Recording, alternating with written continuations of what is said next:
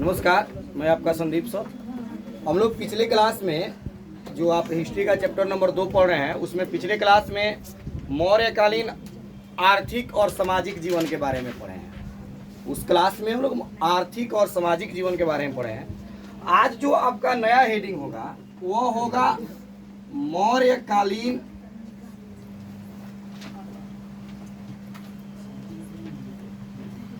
स्थापत्य।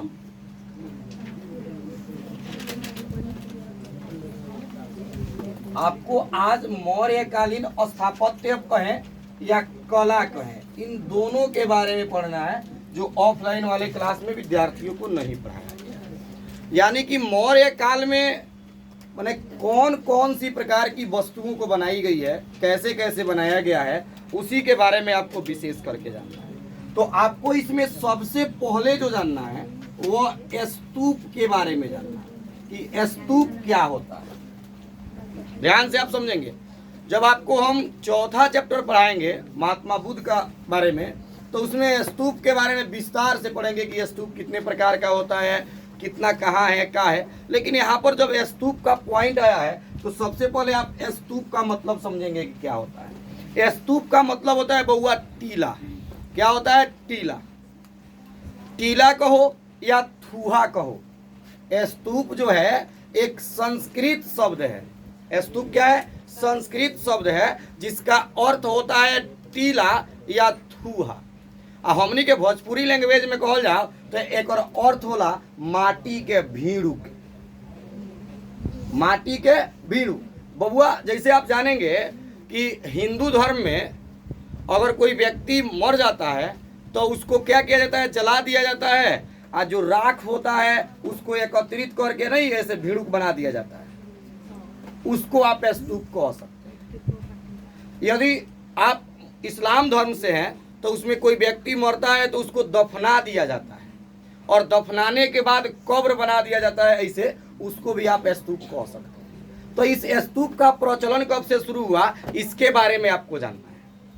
तो जब महात्मा बुद्ध की मृत्यु कुशीनगर में हुई तो महात्मा बुद्ध के मृत्यु के बाद स्तूप बनना शुरू हुआ। उनका जितना भी अवशेष था, ध्यान से समझिएगा, महात्मा बुद्ध का जितना भी अवशेष था उनके द्वारा प्रयोग में लाया गया वस्तु को अवशेष कहा जाएगा।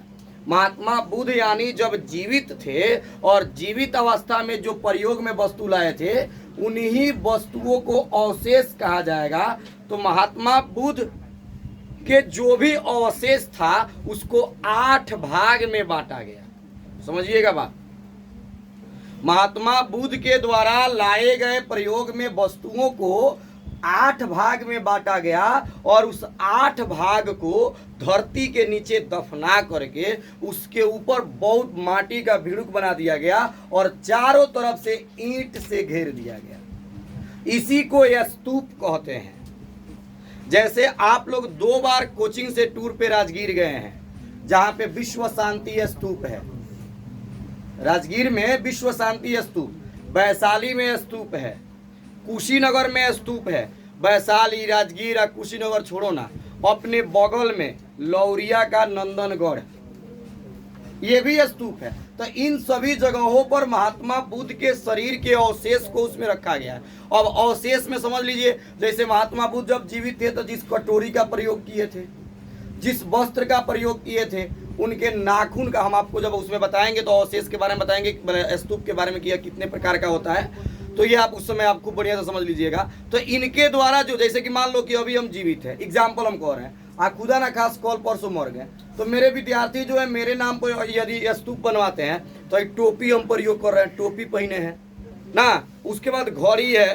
तो इन सभी चीजों को अलग अलग करके दफना करके इसी को माटी का भिड़ुक बना देना।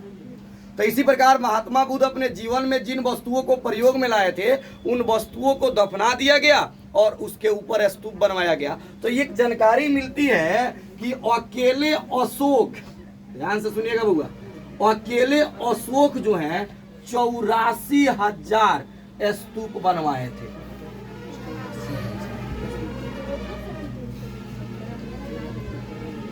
84,000 स्तूप बनवाए हैं।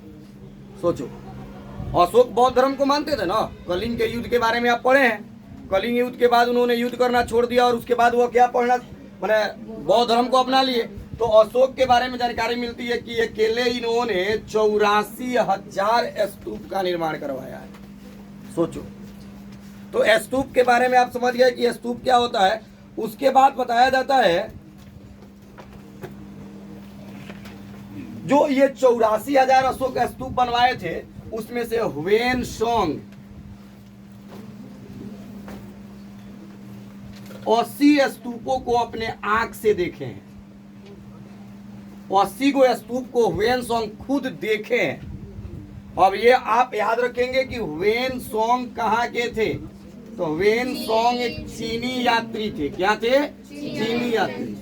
चीनी यात्रियों के नाम का एक ट्रिक होता है, याद रखेंगे आप जाकर शॉर्ट वीडियो में देखेंगे, आज उसके नाम का ट्रिक बताया जाएगा। चीनी यात्रियों के नाम का ट्रिक कि कौन कौन चीनी यात्री भारत का भ्रमण किए, ये बात याद रखेंगे। अब ध्यान पूर्वक यहाँ पे समझेंगे कि अशोक जो 84,000 स्तूप बनवाए उसमें से ह्वेनसांग 80 को देखे हैं। तो ये स्तूप हो गया कला का उस समय का। और उसके बाद आपको दूसरे नंबर पर जो इसमें पढ़ना है वो आपका होगा राजप्रसाद। क्या पढ़ना है आपको? राजप्रसाद पढ़ना है। ध्यान पूर्वक थोड़ा सा 1 मिनट रुकेंगे। ये यहाँ पे आपको समझना है कि राजप्रसाद एक भवन का नाम है, ठीक है। और इसका निर्माण करता जो है, इसका जो निर्माण किए हैं वह चंद्रगुप्त मौर्य किए हैं। कौन किए हैं? चंद्रगुप्त मौर्य कराए हैं, किए नहीं है। किए तो मिस्त्री होगा लोग।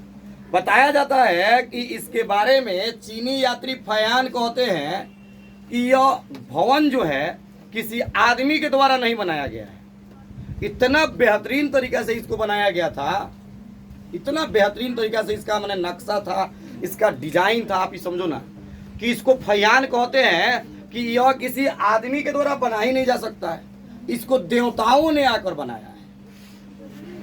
यह इतना अच्छा था कि चंद्रगुप्त मौर्य के बारे में बताया गया है, फयान कहे हैं कि इसको कोई आदमी नहीं बनाया होगा, इसको कोई देवता आकर के बनाए होंगे, इसीलिए इसे देवों के द्वारा निर्मित भवन भी कहा जाता है। तो आप यहाँ पर 2 को समझे, एक और समझ ले, उसके बाद ये क्लास समाप्त होगा। दूसरा जो आपका क्लास हो जाएगा वह लोक कला हो जाएगा।